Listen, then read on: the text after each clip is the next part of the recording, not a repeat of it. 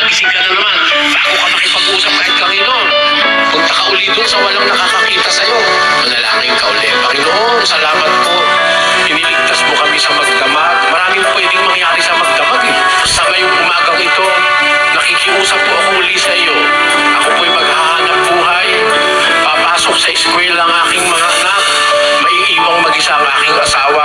Sana po, samahan mo kaming lahat saan man kami pumaroon. Iligtas mo po kami sa masasamang tao. Iligtas mo kami sa mga panganib sa daan.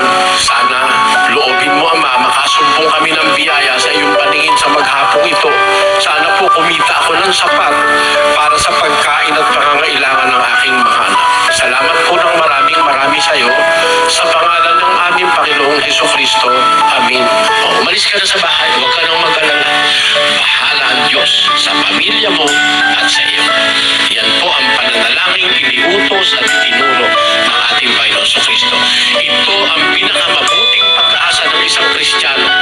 Lagi tayong makikipag-usap sa Diyos sa pamamagitan ng panalangin at ang Diyos ang bahala sa pinakamabibigat nating problema sa buhay.